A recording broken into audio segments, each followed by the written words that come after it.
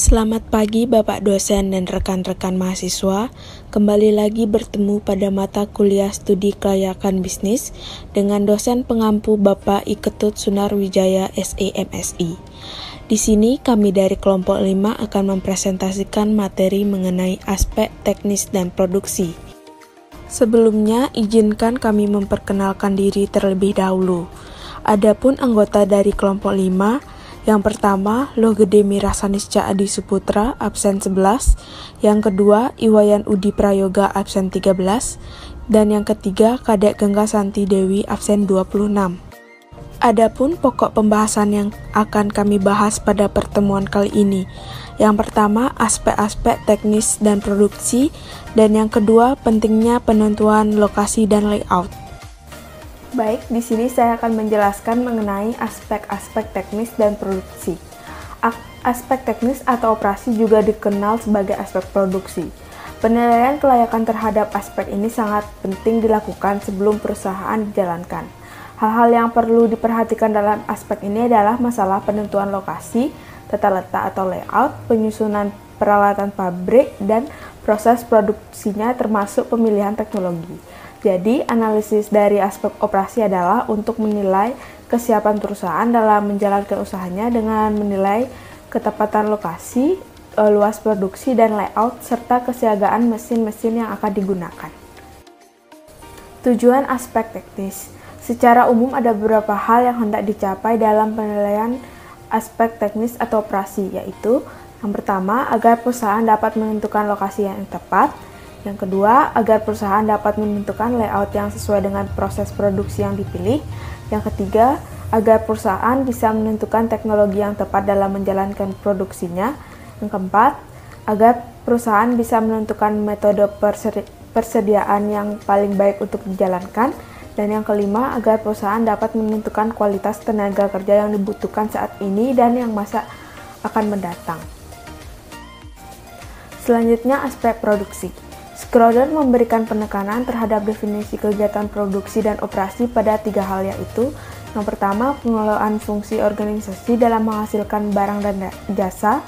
Yang kedua, adanya sistem transformasi yang menghasilkan barang dan jasa. Dan yang ketiga, adanya pengambilan keputusan sebagai elemen yang penting dari manajemen operasi. Keputusan yang diambil oleh sebuah organisasi mengenai produk yang ditawarkan mempunyai dampak penting terhadap kinerja perusahaan. Sebagian keputusan bisnis mempunyai dampak yang cukup luas, misalnya dalam pemilihan mengenai produk baru dan pengembangan produk. Keputusan-keputusan seperti ini menyentuh setiap bidang fungsional dan mempengaruhi segala lapisan organisasi. Ada 4 macam pengambilan keputusan yang sering dihadapi dalam manajemen operasional. Yang pertama, peristiwa yang pasti atau certainly. Yang kedua, peristiwa tidak pasti atau uncertainly. Yang ketiga, peristiwa resiko atau under risk. Dan yang keempat, peristiwa akibat konflik antar lembaga atau institutional konflik. Sedangkan menurut Purba, studi aspek produksi dalam studi kelayakan bisnis dilakukan untuk menjawab pertanyaan apakah proyek mampu untuk menghasilkan produk setiap tahun sesuai dengan permintaan pasar selama umur proyek ditinjau dari segi kualitas, kuantitas, kontinuitas, maupun harga. Selanjutnya, tujuan aspek produksi dalam studi kelayakan bisnis. Yang pertama, untuk mengetahui strategi produksi dan perencanaan produk. Yang kedua, untuk mengetahui rencana dalam hal jumlah produksi. Dan yang ketiga, untuk mengetahui rencana pengendalian persediaan bahan baku dan barang jadi. Baik, di sini saya selaku pembicara kedua akan mempresentasikan materi mengenai pentingnya penentuan lokasi. Lokasi bisnis. Sebelum memulai suatu bisnis, hal pertama yang dipikirkan adalah lokasi di mana bisnis akan dijalankan. Kesalahan dalam penentuan lokasi bisnis akan berdampak pada kerugian. Namun sebaliknya, pemilihan lokasi bisnis yang tepat akan mendatangkan keuntungan. Bagi perusahaan manufaktur, letak pabrik sebagai tempat proses produksi perlu dianalisis secara seksama karena sangat berpengaruh terhadap banyak aspek seperti biaya, murah atau mahalnya harga produk tergantung pada jaraknya. kemampuan pasar berujung pada laba yang dihasilkan. Sedangkan bagi perusahaan jasa biasanya diletakkan dekat pasar karena bahan dikumpulkan dari berbagai tempat dan diproses menjadi satu unit. Ma'arif dalam Helmi 2006 menyatakan bahwa tujuan dari penentuan lokasi secara strategis secara garis besarnya adalah benefit dari lokasi yang terdiri dari yang pertama ada efisiensi waktu, yang kedua biaya yang minimum, yang ketiga citra perusahaan, dan yang keempat keuntungan, dan yang kelima kredibilitas. Dalam penganalisisan lokasi harus dilakukan analisis kuantitatif terlebih dahulu, dilengkapi dengan analisis kualitatif agar pilihan lokasi memenuhi harapan. Beberapa metode evaluasi alternatif lokasi yaitu yang pertama, metode pemeringkat faktor. Merupakan metode penentuan lokasi yang menekankan tujuan pada proses identifikasi biaya yang sulit untuk dievaluasi. Dilakukan melalui pengkonversian data-data yang sifatnya kualitatif menjadi data kuantitatif. Faktor rating dilakukan melalui prosedur yang pertama, yaitu memberi bobot terhadap faktor-faktor yang perlu dipertimbangkan dalam pemilihan lokasi. Yang kedua, yaitu mengalihkan bobot faktor-faktor yang dipertimbangkan tersebut dengan penilaian skor dan lokasi yang dipilih. Yang ketiga, yaitu memilih bobot yang paling tinggi untuk ditentukan sebagai lokasi yang dipilih. Yang kedua, ada analisis titik impas. Lokasi merupakan suatu analisis biaya, volume untuk membuat perbandingan alternatif lokasi. Biaya yang dikeluarkan untuk kegiatan produksi berbeda-beda dikarenakan lokasi yang berbeda. Maka perusahaan dapat membandingkan biaya antara alternatif lokasi di mana biaya yang paling murah atau rendah dipilih sebagai lokasi perusahaan dan diperlihatkan pula tingkat kapasitas yang diproduksi. Kemudian dicari titik impas dengan menyamakan biaya di dua lokasi alternatif dengan tingkat kapasitas produksi yang sama. Selanjutnya yaitu ada metode pusat gravity. Merupakan metode yang mencari lokasi tengah-tengah dari beberapa lokasi alternatif. Tujuannya adalah memperoleh jarak yang efisien dari segi biaya perpindahan barang atau jasa dari lokasi yang ada. Yang terakhir yaitu ada metode transportasi. Merupakan teknik untuk pemecahan masalah program linear. Bertujuan untuk menentukan pola yang terbaik untuk pengiriman barang beberapa lokasi sumber atau supply ke beberapa lokasi tujuan dengan meminimalkan biaya produksi dan transportasi.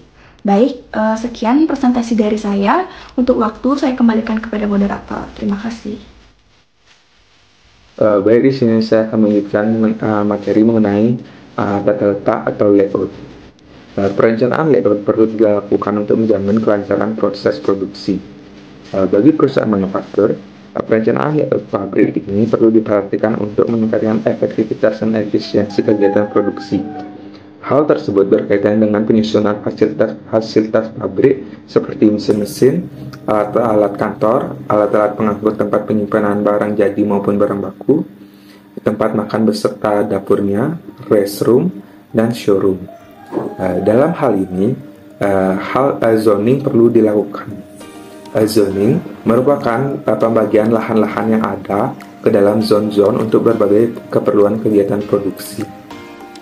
Dan ada pun beberapa tujuan mengapa perlu dilakukan layout atau tata letak ini, yaitu yang pertama, memaksimumkan pemanfaatan peralatan pabrik, yang kedua, meminimumkan kebutuhan tenaga kerja, yang ketiga, mengusahakan agar aliran barang dan produk lancar, yang keempat, meminimumkan hambatan pada kesehatan, yang kelima, meminimumkan usaha membawa bahan, yang keenam yaitu memaksimumkan pemanfaatan ruang yang tersedia, yang ketujuh yaitu memaksimumkan keluasan layout, yang kedelapan yaitu memberi kesempatan berkomunikasi bagi karyawan, yang kesembilan yaitu memaksimumkan hasil produksi, dan yang ke-10 atau yang terakhir yaitu meminimumkan kebutuhan pengawasan dan pengendalian. Ada pun beberapa jenis dari tata letak atau layout ini. Haryanto dalam Helmi 2006 menyatakan bahwa pemilihan layout biasanya didasari pada dua hal, yaitu jenis produk dan volume produksi. Dalam hal ini ada 3 jenis tata letak atau layout, yaitu yang pertama layout proses atau fungsional. Layout proses fungsional merupakan suatu model tata letak yang berkaitan dengan proses produksi dengan volume rendah dan variasi tinggi, sehingga mesin-mesin dan peralatan yang mempunyai fungsi yang sama dikelompokkan dalam satu tempat tertentu. Yang kedua ada layout produk. Dalam model tata letak ini, mesin dan perlengkapan disusun berdasarkan urutan operasi yang diperlukan untuk produk yang dibuat. Biasanya, dalam model ini, perusahaan memproduksi satu jenis produk secara terus-menerus dalam jumlah yang besar. Yang ketiga ada layout kelompok.